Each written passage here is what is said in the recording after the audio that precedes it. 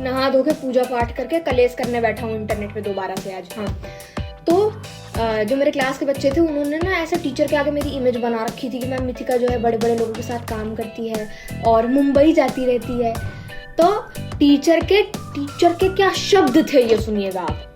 कैसे माँ बाप हैं अपनी लड़की को काम करने दे रहे हैं, मुंबई जाने दे रहे हैं। हमारी लड़की हमसे कहती कि मुंबई जाना है तो मार जूता घर पे बैठा देते उसे। ये शब्द थे टीचर के मेरे क्लास के बच्चों के आगे।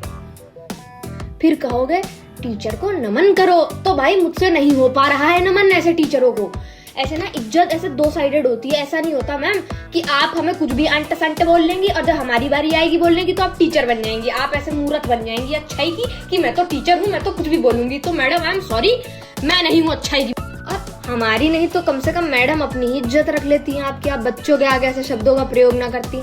होगा आपके पास 70 साल का एक्सपीरियंस पढ़ाने का, पढ़ा आप उसी कॉलेज में रही हैं पर, ठीक है। और दूसरी चीज, होगा एक्सपीरियंस 70 साल पढ़ाने का, पर अगर 70 साल पढ़ा के ऐसे शब्दों का प्रयोग करना पड़ रहा है ना आपको, तो लानत है उस 70 साल के एक्सपीरियंस पे, लानत है उस पढ़ाई पे, लानत है जिस भी यूनिवर्सिटी से आपने पढ़ाई की। अगर यही मैनर्स हैं आपके। अरे इससे ज्यादा तो हमें पता है कि टीचरों से कैसे बात करनी होती है, अपने जूनियरों से कैसे बात करनी होती है। इतने बदतमीज हैं, पर कभी किसी जूनियर से ऐसे बात नहीं की होगी हमने कि मार जूता। अबे कुछ। और आखिरी चीज, ज्ञान की बात।